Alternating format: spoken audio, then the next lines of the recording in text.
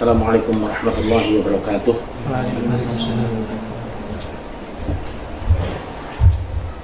Alhamdulillah, wassalatu wassalamu ala rasulillah wa ala alihi wa sahbihi wa man tabi'ahu wa wala.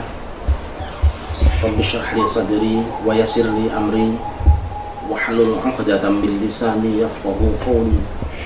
Subhanaka la ilma lana illa ma 'allamtana innaka antal alimul hakim. Amma ba'du, fanas'aluka al-ijabah ala al-dunya. Al-Fatihah. A'udzubillahi minasyaitonir rajim. Bismillahirrahmanirrahim. Alhamdulillahi rabbil alamin arrahmanir rahim maliki yaumiddin. Iyyaka na'budu wa iyyaka nasta'in ihdinas siratal mustaqim siratal ladzina an'amta 'alaihim ghairil maghdubi 'alaihim waladdallin.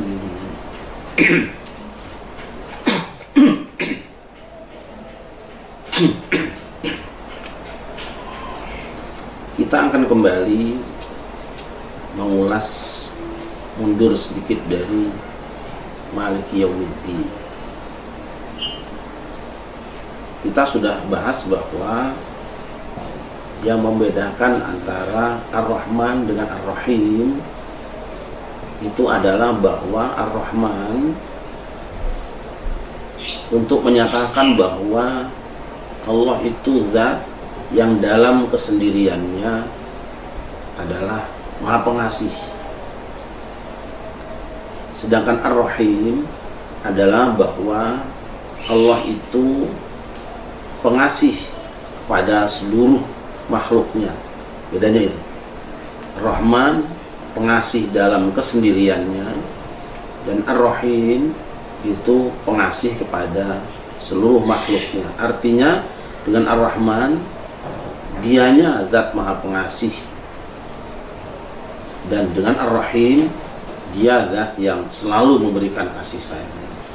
Oleh karena itu maka kemudian dibedakan, Ar-Rahman menyebabkan atau meniscayakan kita memberikan pujian dan sanjungan kepada dia, sedangkan Ar-Rahim meniscayakan kita hanya meminta kepada dia.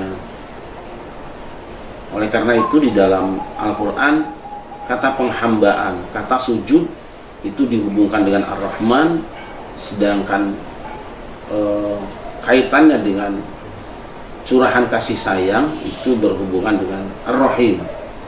Misalnya wa ibadur rahman, dan hamba-hamba Ar-Rahman. Juga adalah usjudur rahman, bersujudlah kepada Ar-Rahman.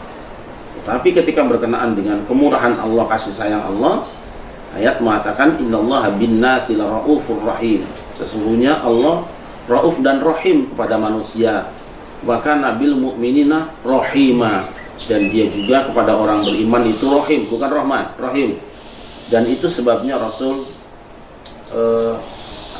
mengajarkan doa, Allahumma ya Ghaniyu ya Hamidu ya Mubdi'u ya Mu'idu ya Rahimu ya Wadud, bukan ya Rahmanu ya Wadud. Karena apa? Akan meminta kepada Allah. Tapi kalau menyembah Allah digunakan Rahman. Nah, dari Ar-Rahman itu kemudian kita masuk kepada Maliki Yaumiddin. Sebenarnya kemarin sudah saya sabit bahwa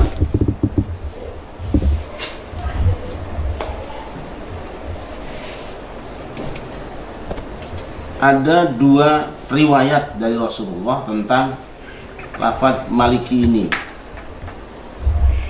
Sekali waktu dibaca dengan Maliki mim pendek, dan sekali waktu pada qiraat lain dibaca dengan Maliki mim dibaca panjang. Dia sama dengan Ar-Rahman Ar-Rahim, memiliki asal kata satu, tapi kemudian jadi dua. Kalau ini asalnya Rahima, kalau ini asalnya adalah Malaka. Jadi tasrifnya di atas saja supaya gampang. Malaka yamliku,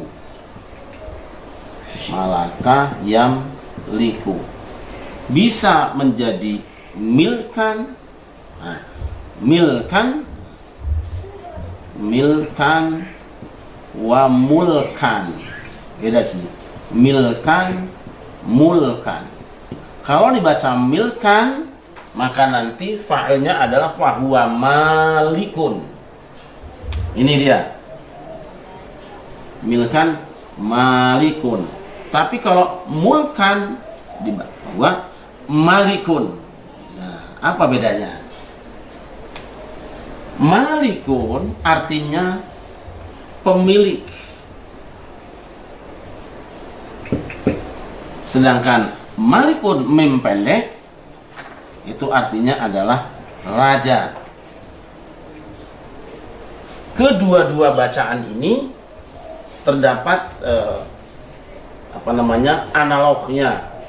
Ada temannya di dalam Al-Qur'an. Misalnya kita membaca di ayat Al-Qur'an, qul a'udzu birabbin nas malikin nas. Malik pendek, mim pendek.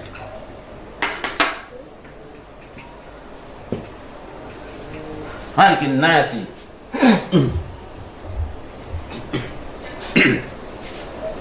Tapi nanti juga kita menemukan di Al-Qur'an juga qul Allahumma malikal mulki.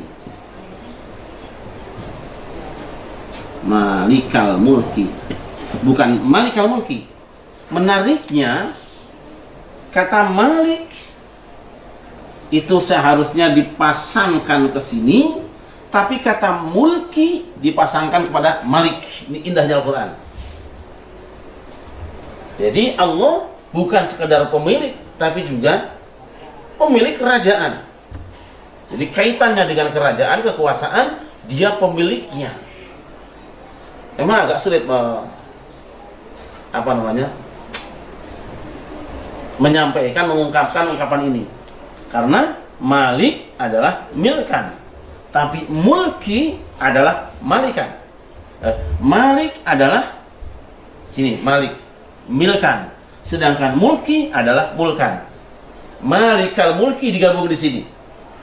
Saya akan ambil kata maliknya. Ya. Jadi di sini akibatnya malikin nas itu ada malik mim pendek. Malikal mulki mim panjang. Tapi di saat yang sama kata mulki adalah pasangan malik mim pendek, malik adalah pasangan milik. Mohon maaf mungkin bagi teman-teman yang kurang senang atau tidak terbiasa dengan berbicara nahwu shorof atau bahasa Arab, mungkin agak kurang nyaman. Tapi ini harus diungkapkan karena mungkin di antara kita ada yang hobi. Nah, dua-dua bacaan ini mutawatirah, bersumber dari Rasulullah SAW. Meskipun begitu, nanti para ulama membahas mana kira-kira yang lebih tinggi nilai antara mim pendek dengan mim panjang, malik dengan malik. Habis ini para ulama berbeda pendapat. Ada yang mengatakan malik lebih tinggi, ada yang mengatakan malik lebih tinggi. Dan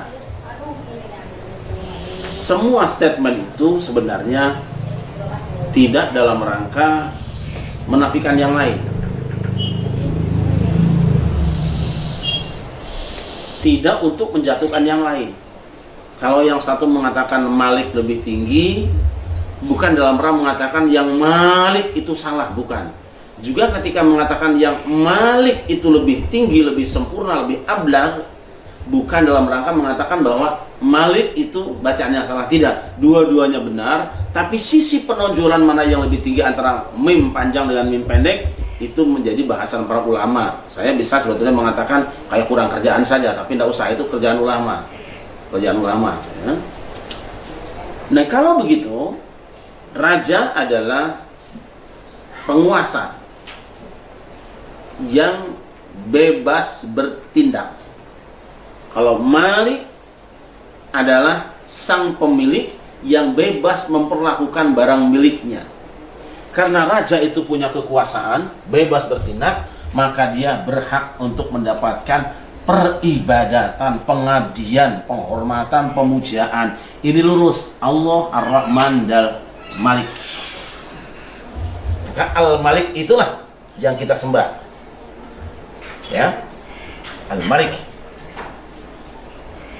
Nah, kalau Malik adalah zat yang memiliki, sebagai pemilik dia bebas memperlakukan apa yang ada, yang dimilikinya, mau diberikan kepada orang, mau dipertahankan, mau dihancurkan, mau disempurnakan, terserah dia. Wong itu memang dia pemiliknya. Oleh karena itu maka kalau sebagai raja dia disanjung dan dipuja, sebagai sang pemilik, kepada dia kita meminta.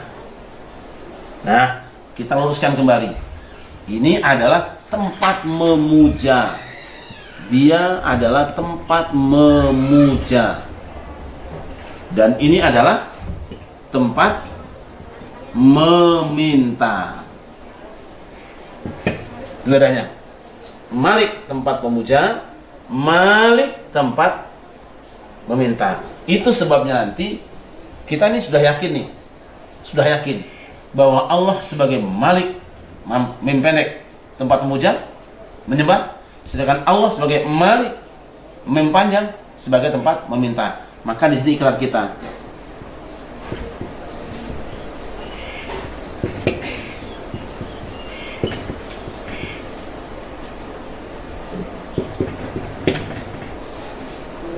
Hanya kepada Engkau, wahai Sang Raja, kami menyembah, dan hanya kepada Engkau, wahai Sang Pemilik semua alam ini, kami mohon pertolongan. Saya minta rezeki kepada Malik. Saya minta menang kepada Malik. Sebab nanti yang bisa menghancurkan musuh Malik ini. Kenapa? Karena musuh kita, teman kita itu semua milik Allah, terserah Allah mau diapakan.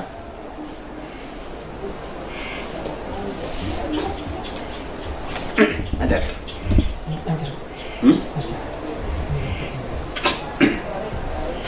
Iya, stabilkan dulu, itu mati.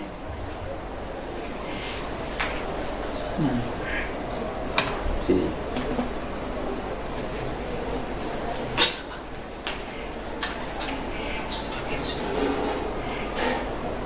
Segera karena waktunya sempit.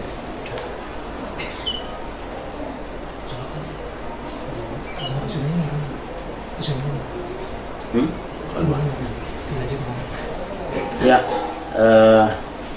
jelas ya. Ini yang kemudian kalau di sini kita baru bicara tauhid uluhiyah dan rububiyah, dimantapkan bahwa uluhiyah itu kepada Ar-Rahman, rububiyah pada Ar-Rahim. Maka di sini kita menyebut dia dengan Malik dan Malik. Nanti kita akan bahas tentang keistimewaan qiraat, bahwa sekiranya tidak ada qiraat mutawatirah, tidak ada wujuhut tilawah wa qiraat, niscaya Al-Quran itu membutuhkan ratusan ribu ayat. Kita contoh misalnya di Malik dan Malik ini, cukup dengan satu tulisan Mim, Lam, Kaf, itu sudah jadi dua.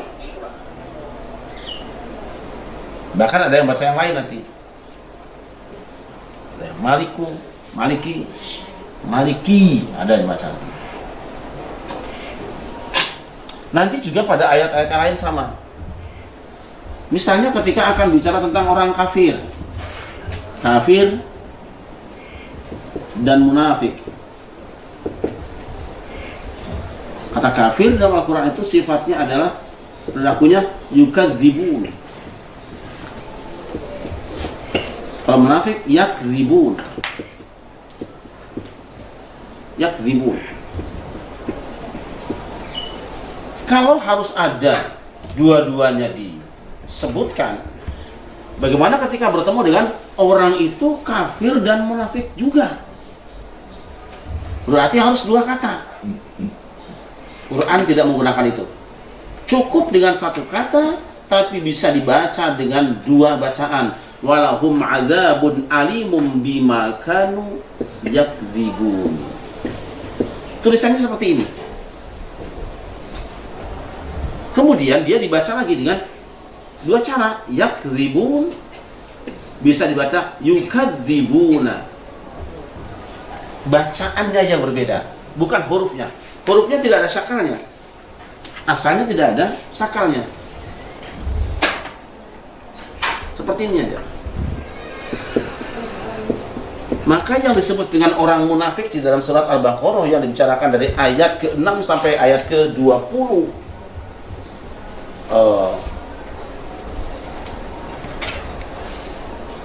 Ayat ke-7 ya. 6-7. Ayat ke-8 sampai ayat 20 itu adalah munafik tetapi juga ideologinya kafir. Nah, untuk membuktikan bahwa dia munafik kafir, dia dibaca dengan yukadzibun. Untuk menunjukkan bahwa dia munafik, bohongnya yakdzibun. Nah, ini salah satu kehebatan Al-Quran. Saya kembali ke sana. Dibaca dengan mim pendek, artinya raja. Dibaca dengan mim panjang, artinya pemilik. Allah memang raja. Allah juga memang pemiliknya. Kita ikrar, iyyaka na'budu. Sudah berpindah. Kalau ini baru di keyakinan hati, ini sudah statement, pernyataan lisan. Berarti ketika ada orang akan masuk Islam, tidak cukup dia meyakini dalam hatinya, tapi dia harus menyampaikan statement, yaitu syahadat. Ya, orang kafir masuk Islam, dia harus membaca dua kalimat syahadat secara lisan. Asyhadu alla ilaha illallah. Dia bacakan. Tidak cukup saya yakin orang itu sudah Islam deh. Mungkin yakin hatinya. Tidak bisa. Dia harus mengucapkan kalimat syahadatnya. Ini orang kafir. Tetapi bagi orang yang sudah muslim, wa illa fafi qalyashhadu. Hafiz sholati, ya. Kalau orang sudah masuk sudah Islam dari kecilnya, tidak perlu syahadat lagi. Masa orang sudah sholat syahadat lagi? Dan ada sekelompok yang dulu pernah ngajak saya gitu, Ustaz sudah syahadat belum? Saya bilang ya ngajarin ngaji sampean saya, masa saya syahadat sama sampean ngawur aja. Tapi ya bahagianya begitu nggak apa-apa. Jadi saya dianggap belum Islam karena belum syahadat di depan dia. Dia itu nggak ngaji fikih. Orang kalau sudah dari kecil sholat sudah muslim, anak orang Islam tidak perlu lagi pengumuman saya masuk Islam. Memang dia di dalam, masuk itu orang luar. Maka cukup dengan syahadat yang ada di dalam sholat. Hafiz sholati. Tapi namanya orang nggak ngaji, yang penting ceramah aja kayak gitu itu. Nah ini bahaya. Jadi orang-orang masuk kelompok itu syahadat lagi. Tapi orang kawin juga syahadat, itu namanya syahadat iseng, meyakinkan lu bisa nggak syahadat. Jadi mesti orang masuk Islam ucapkan dua kalimat syahadat. Tapi kalau orang sudah muslim dari kecil, tidak perlu ada syahadat lagi untuk masuk Islamnya. Walaupun baru pernah diumumkan dia masuk Islam, namanya orang Islam dari kecil kok. Itulah perpindahan dari keyakinan kepada pernyataan. Masih berapa menit? 2 menit. Inilah ibadah. Perhatikan. Alhamdulillah adalah ibadah. Ar-Rahman ibadah. Kepada Al-Malik kita ibadah. Dia nih iyyaka na'budu, kepada Engkau kami menyembah, beribadah, menghambakan diri. Nanti kita kadang-kadang kan disederhanakan. Namun itu ibadah. Ibadah itu ya pokoknya sholat. Harus kembalikan kepada bahasa asalnya supaya kita paham apa jeruannya ibadah itu. Ini abada ya'budu. Nanti pelakunya abdun atau apa berbuat abidun, wala ana abidun ma'abadtum. Abdun itu artinya apa? Kalau laki-laki itu hamba. Ini hamba saya. Kalau perempuan amatun, hamba saya. Lawan abdun, lawannya adalah as-sayyid, tuannya. Allah As-Sayyid Allah, Tuhan kita ada Allah, kita adalah hamba. Kita bahas besok insya Allah untuk hamba dan sayyid ini cukup panjang waktunya. Dan kita sudah masuki waktu sholat maghrib, buka puasa. Demikian, mudah-mudahan manfaat dan membawa maslahat. Mohon maaf jika ada hal yang kurang berkenan buat teman-teman semuanya. Mari kita berbuka puasa. Mudah-mudahan puasa kita hari ini diterima oleh Allah Subhanahu wa taala. Hasbunallahu wa ni'mal wakil.